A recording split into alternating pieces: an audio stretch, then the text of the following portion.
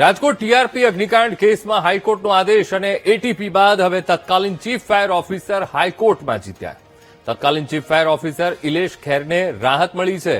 ઇલેશ ખેરને માત્ર સસ્પેન્ડ ગણવા તેવો આદેશ હાઈકોર્ટે આપ્યો છે. ઇલેશ ખેરને અડધો પગાર ચૂકવવા માટે પણ આદેશ આપવામાં આવ્યા છે.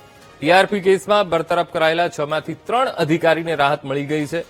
ઇન્કવાયરી રિપોર્ટ આપ્યા વિના બરતરફીનો મુદ્દો નિર્ણાયક બન્યો. તો મુકેશ મકવાણા, રાજેશ મકવાણા બાદ હવે ઇલેશ ખેરને પણ રાહત મળી છે હાઈકોર્ટ તરફથી.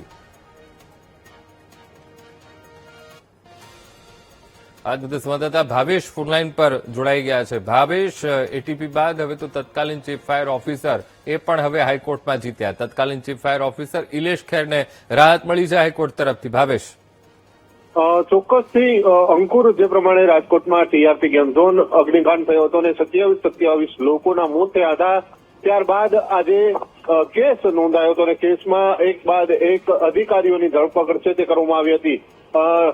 જે પ્રમાણે ટાઉન પ્લાનિંગ ઓફિસર છે મનસુખ સાગર, સૌથી પહેલા તેમની ધરપકડ કરવામાં આવી હતી. ત્યારબાદ એટીપીઓ છે તેમની ધરપકડ કરાઈ હતી. ચીફ ફાયર ઓફિસર અને ડેપ્યુટી ફાયર ઓફિસરો છે તેમની પણ ધરપકડ કરવામાં આવી હતી. જોકે આ તમામ બાદ કહી શકાય છે કે તેમને ડિસમિસ કરવામાં આવ્યા હતા અને કોર્પોરેશન તરફથી આ કાર્યવાહી કરવામાં આવી હતી.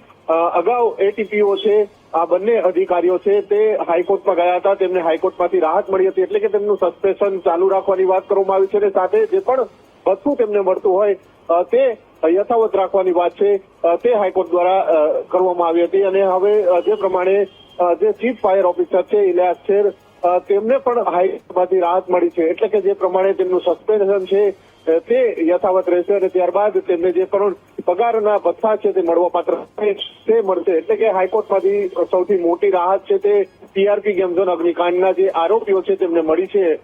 જી બિલકુલ ભાવેશ, સમગ્ર માહિતી સાથે જોડાવા બદલ આપનો આભાર.